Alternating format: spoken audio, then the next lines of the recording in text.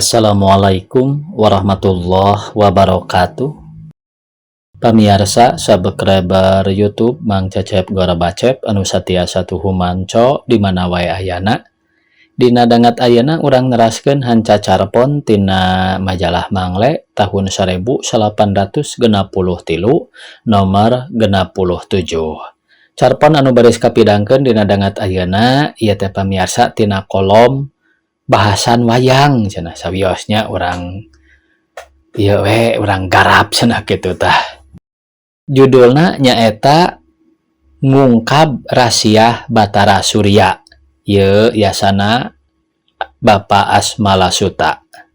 Sumangga supados teu nyangkolong teuing kana waktos wilujeng ngadangukeun.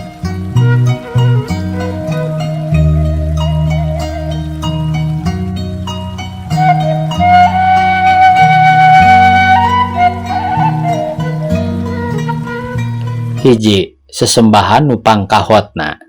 Pikeun anu resep kana pawayangan, ngaran Batara Surya teh geus kacida populerna. Boh kalungguhanana, boh asal usulna, tangtu kawengku ku dongeng anu geus jadi kepercayaan di urang. Pangpang namah katalian ku rupa-rupa dongeng anu dicaruk dijieun hiji ku bujangga padalangan anu masyhur, nyaeta Raden Ngabeuhi Ronggo Warsito. Kalungguhan Surya dina pawayangan kacida pentingna lantaran jadi imbangan indra upama parang Arjuna tandingan jeung Karna. Kitu deui rea carita wayang anu raket pisan patalina jeung Surya. Anu pasti bae aya dua putri anu dianggap kungsi jadi langganan Surya teh nyaeta Widradri garwana Resi Gotama jeung Kunti garwana Pandu Dewanata. Tapi ngeunaan hal ieu mah urang bahas engke di tukang. Saheulaanan urang wincik kalungguhan Surya dina kamekaran agama manusia, tiba heula tug nepi ka kiwari.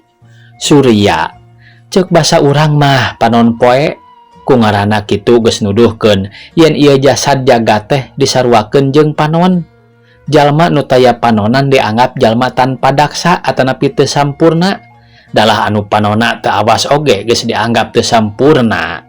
Mun poe bisa diitung eta teh taya lian lantaran urang boga panon poe. Tong jauh-jauh ngalamun bandingkeun sareng laraoskeun bae.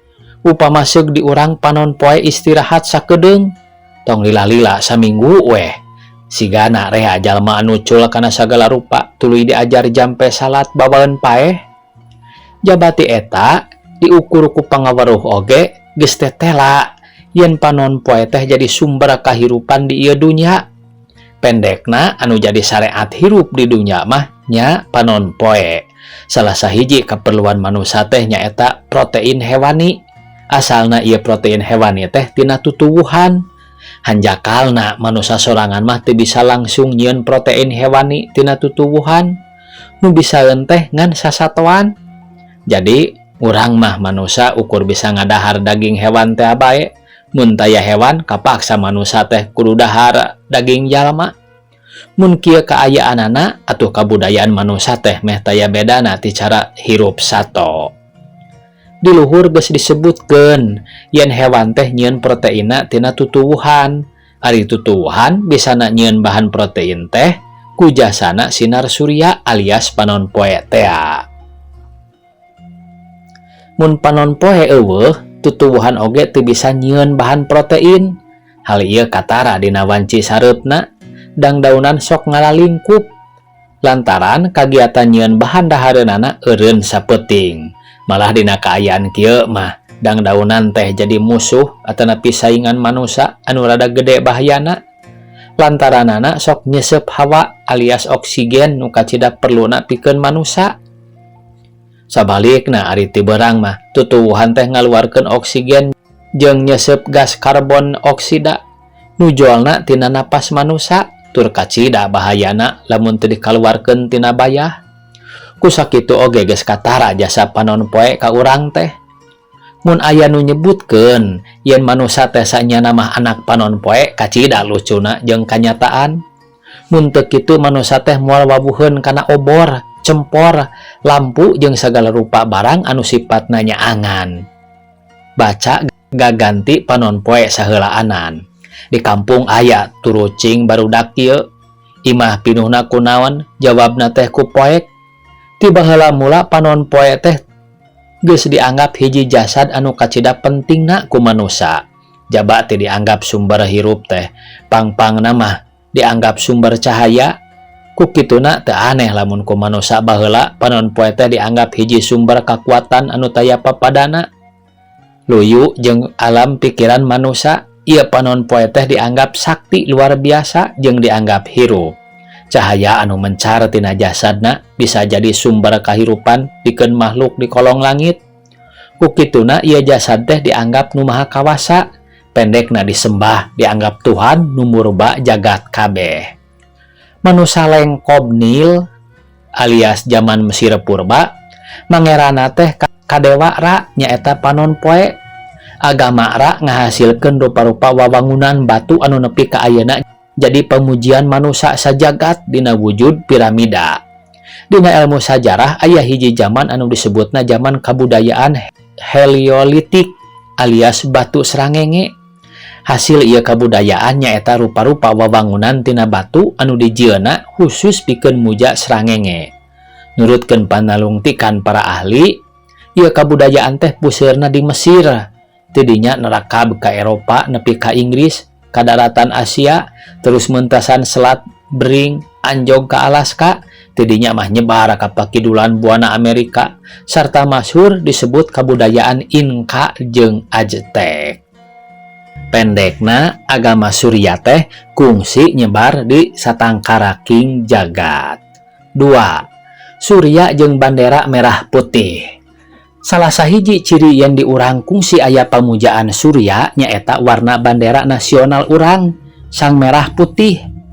Luyu jeung kepercayaan kana kakawasaan panon poe tangtu buntutna teh candra atawa bulan oge disarembah-sembah baheula mah. Duanana dianggap jadi sumber cahaya.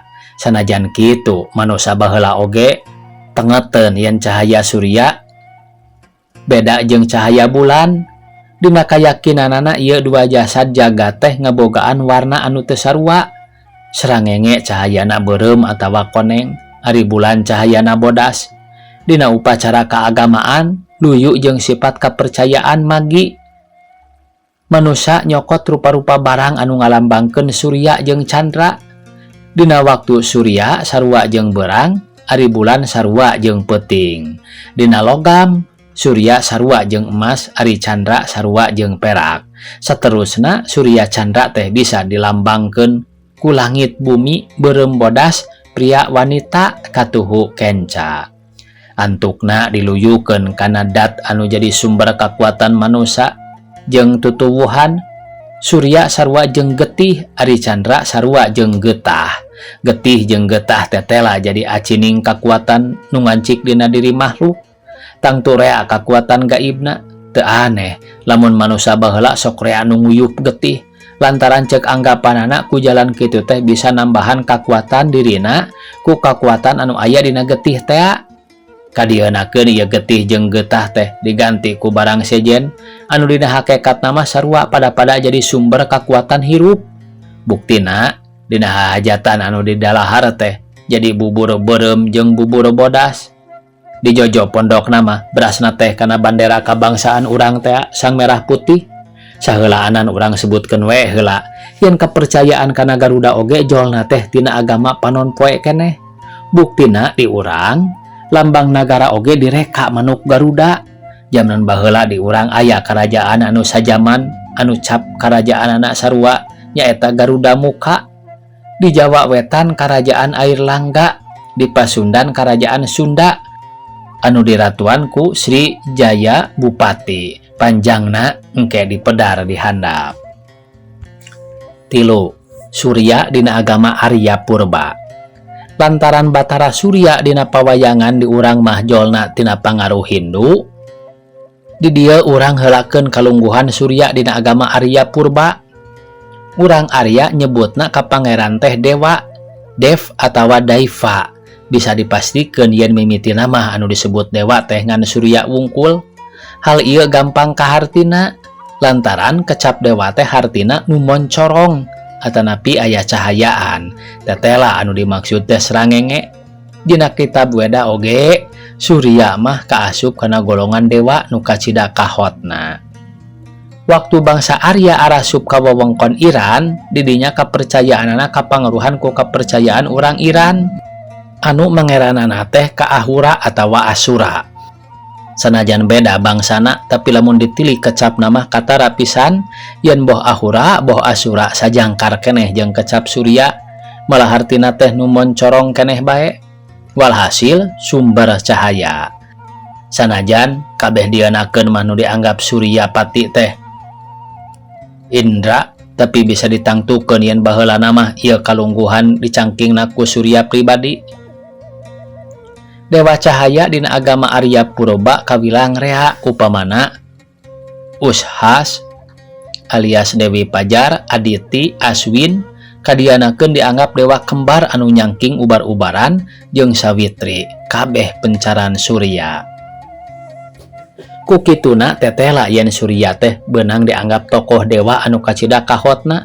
Ayana dina kepercayaan bangsa Arya beh ditueun tokoh-tokoh dewa sejena.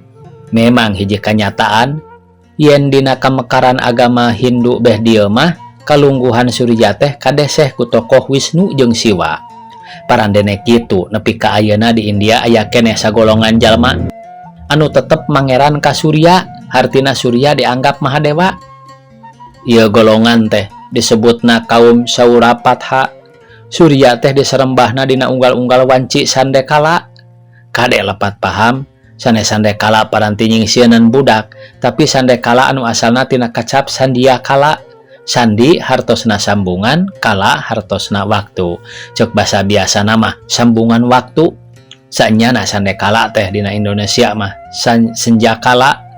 Lain wanci surup panon poe bae, tapi isuk-isuk oge kaasup senjakala keneh.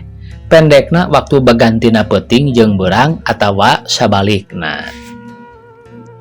Ieu ibadah sandekala teh lain di India bae ayana, dalah di Arab oge aya. Sanajan anu disembahna lain Dewa Surya, tapi ari waktuna mah sarua bae. Rasulullah Muhammad sallallahu alaihi wasallam mimitina mah salatna teh ngan 2 kali sapoe, nyaeta wanci subuh jeung sareupna. Ayana salat 5 waktu mah sabada Nabi Muhammad diisrokeun jeung dimi'rajkeun ti Masjidil Haram ka Masjidil Aqsa, terus naik ka Sidratul Muntaha. Disembahna Surya teh lain ku kaum Surapatha bae, tapi ku kaum sejena deui. Tangtu kalungguhanana teu dianggap nomor hiji. Umumna Surya teh dianggap dewa anu mere rejeki. Memang umumna manusia teh neangan rezekina sok tiberang. Cokolot ge ulah kapiheulaan ku panon poe hudang teh, bisi kapiheulaan ngaluluh taneuh. Atuh cek kiai cenah, bada salat subuh mah ulah sok sare bisi beakeun kartu rezeki. Dina Mahabharata disebutkeun yen waktu Pandawa kagenep Drupadi katalangsara di leuweung, sabada Yudhistira eleh main ku Sakuni, dewa anu saban poe dipuja teh nyaeta Surya. Cek carita, Surya ngaleler hiji cewek tambaga anu hasiatna bisa dipentaan rupa-rupa kadaharan nurutkeun kahayang nu mentana.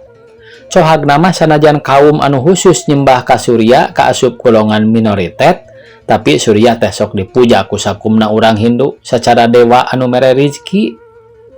4. Hubungan Surya jeung Siwa katut Wisnu. Lantaran pangaruh Hindu nu panggedena di urang mah agama Siwa, dina padalangan sakabeh dewa teh dianggap putra Hyang Siwa. Kadienakeun aya Raihan, Pajar anu sawareh deui mah putra Ismaya, tapi bisa dipastikeun tadi nama wungkul dianggap turunan Siwa. Ieu cek kapercayaan. Di luhur geus disebutkeun yen Surya teh kaasup hiji tokoh anu universal jeung kacida kahotna. Sacara sajarah tangtu soalna kudu dibalikeun. Surya anu dijieun pokok, Siwa jeung Wisnu dipanderikeun. Nurutkeun kapercayaan Hindu, sanyana anu boga harkat Mahadewa teh ngan Siwa wungkul. Ku kecap dewana anu ngabogaan harti nu moncorong, sanyana geus eces yen Siwa teh ngaganti kalungguhan Surya. Dina Weda ngaran Siwa mah acan disebut-sebut aya soteh Dewa Ruda. harti sacerewelena mah ngagaur, Indonesia nama meureun meraung, ka urang sok lobah jadi ludra, upamana dina ngaran Senaludra atawa Singalodra. Wujud rudra tepati eces disebutanana, tapi ukur disebutkeun beungeutna beureum jambu, buukna diuntun jeung sok nyebarkeun kasakit sampar. Ku kituna rudra teh lain dihalor mah tapi dipikasieun. Ari kanu bakti mah anehna teh make sok mere jampe sampar jeung kagagahan sagala rupa. Beki dieu ieu dewa rudra teh beki populer bae, antukna dianggap hiji dewa anu gede pisan kakawasaanana. Sanajan beki rea anu ngabakti ka rudra, tapi ngaran rudra tetep mata gigis nu ngadenge. Jabati kitu tabeatna teh gede ambek pikasieun. Nu matak ieu dewa teh kudu diolo ngarah bager. Ari ngolona ku jalan ngaganti ngaranna ulah rudra tapi kudu Siwa. Sugan di ngaranan kitu mah eta dewa anu galak teh jadi lindeuk jeung bager lantaran era ku ngaran. Siwa hartina anu welas, cek bahasa Arab nama Ar-Rahman, nya nelah nepi ka ayeuna disebut Siwa. Najan kitu ari kasakit galakna kanceuh deui mah sok robah wujud jadi Birawa atawa Mahakala. Anu pangecesna pisan pangaruh surya anu napal dina diri Siwa teh dina wahanana atanapi tutumpakanana. Tutunggangan Siwa anu masyhur nyaeta Nandi, cek urang mah Lembu Andini. Sanyana ieu Nandi teh lain tutunggangan Siwa. Dina Rigweda disebutkeun yen Nandi teh tutunggangan surya, ngan bae sabada agama surya kadeseh ku agama Siwa. Ieu Nandi teh dianggap tutunggangan Siwa ku anjeun. Siwa dianggap nu ngawasa waktu, nu matak sok disebut Mahakala. Lebah dieu teh lapisan yen Siwa teh kaasupan unsur-unsur anu aya dina diri surya. Moal aya anu ngabantah lamun disebutkeun yen sanyana surya anu kudu ngawasa waktu mah. Nepi ka ayeuna apan ngitung waktu teh didasarkeun kana panon poe. Hitungan tahun anu pangkahotna oge didasarkeun kana hitungan srangenge. Bangsa anu pangheulana make hitungan tahun surya atanapi tahun Syamsiah nyaeta bangsa Mesir. Waktu Julius Kaisar nalukeun wewengkon Mesir, ieu hitungan tahun teh dipake di kerajaan Romawi. Nu matak urang mah nyahona oge dina istilah eta, geuning sok disebut Julianse kalender. Ieu almanak Julian teh diomean deui ku Paus Gregorius. Tur dipake nepi ka ayeuna ku manusia di sadunya make ngaran almanak Masehi.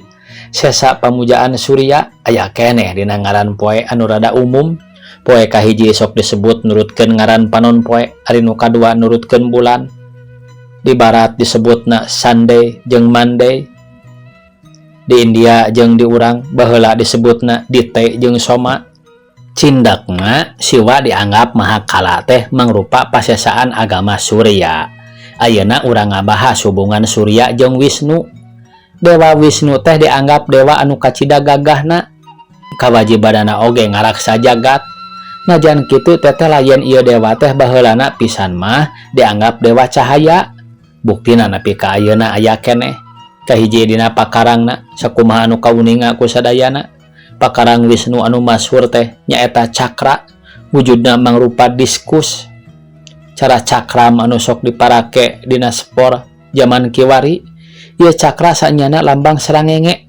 Anu tangtu tadina mah jadi lambang kakawasaan surya. Kadua, dina tutungganganana anu ngawujud Garuda, cek kepercayaan Arya Purba, sukma srangenge teh mangrupa manuk Garuda, nu matak Garuda teh sok disebut Surya Paksi, atanapi manuk srangenge. Ku kituna pamujaan surya baheula teh napel keneh dina pamujaan Garuda. Di urang oge sok dipake cap karajaan sirah Garuda teh. Lain sirahna anu diceplokeun kana batu, tapi cap teh rineka sirah Garuda. Ditambah ku hiji carita anu pajarkeun Kresna bisa nutupan panon poe ku cakra. Bekitu teh lah yen boh cakra boh Garuda baheulana pisan mah jadi lambang kakawasaan surya. Wisnu sok disebat Sunda, hartosna mah nu moncorong keneh bae. Mun rek nyieun simpulan mah kieu dina merosotna ibadah surya bari jeung beki mekarna agama Siwa jeung Wisnu rea tanda-tanda atawa lambang surya anu dientepan ku Siwa jeung Wisnu. Antukna dina padalangan di urang mah surya teh turun derajat jadi dewa kelas 2 anu derajatna sahandapeun Siwa, malah kalungguhan Surapati oge karebut ku Indra alias Sang Hyang Sakra. 5. Surya jeung Karna. Moal aya nu birek ka tokoh Karna mah dina padalangan geus masyhur sok disebut Pandawa tua, padahal sanes putra Pandu. Karna teh dianggap putra Kunti cikalna ti Surya nu matak jujulukna Dasanamana. Oge diantarana Surya Putra atawa Arkatanaya. Duanana ge hartina mah anak panon poe. Lebah dieu urang anjog kana hiji pasualan anu kacida sulitna. Sulit secara hiji bahasan anu sabisa-bisa kudu ngagunakeun logika. Secara logika urang hese narimana kana hubungan manusia jeung dewa, khusus ngeunaan seksual intercourse atawa campurna lalaki wanita. Kitu oge lamun seug urang samata-mata ngandelkeun logika bae. Tapi secara manusia beragama anu percaya kana ayana hiji kakuatan gaib di luareun kakawasaan pancadria manusia, soal eta teh teu bisa dianggap remeh. Soal gaibna bisa dibandingkeun jeung kajadian nu sejen. Karena teh disebutna putra Kunti ti Dewa Surya, aneh jeung ajaib memang. Tapi urang percaya yen Nabi Isa alaihissalam oge dibabarkeun ana wungkul ku pangersa nu kawasa tanpa bapa nu ngayuga. Rohul Amin alias Jibril alaihissalam anu jadi lantaran niupkeun Rohul Kudus nepi ka Maryam ngadeg tur ngababarkeun Isa Almasih. Najan kitu urang nyoba-nyoba nerobos ieu lelangse gaib susuganan bisa nepi ka nu dimaksud. Aya hiji kanyataan nu matak helok dina carita-carita Hindu bet kawilang rea kajadian rupa-rupa kitu teh. Cindakna Surya teh rea kabejakeunana tukang ngesian garba parawan atawa bojo nulian. Naon sababna pang kitu? Mun rek dibalikeun kana pamujaan srangenge memang aya dasarna. Ti heula geus disebutkeun yen panon poe teh jadi sumber kahirupan. Ku kituna rakat patalina jeung kasuburan. Dina kabudayaan Heliolitik atanapi batu srangenge memang aya dewa kasuburan.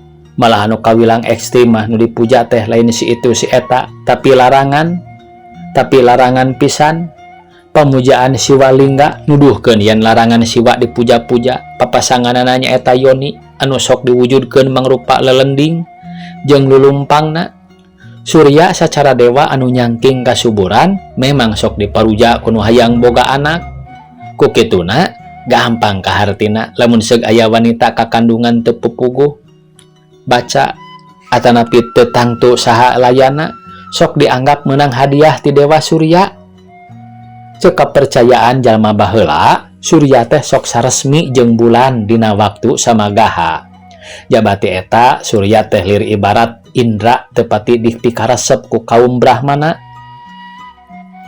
Teu aneh lamun dina carita-carita anu karereaanana anggitan kaum Brahmana atawa geus diropea ku kaum Brahmana sok rea kagorengan Surya nu ngahaja dijieun atawa diselapkeun. Aya oge anu nyebutkeun yen eta teh hiji siasat kaum Brahmana pikeun ngaronjatkeun golonganana. Memang rea Brahmana anu boga anggapan yen golonganana teh lir ibarat Surya pikeun sakumna anggota masyarakat.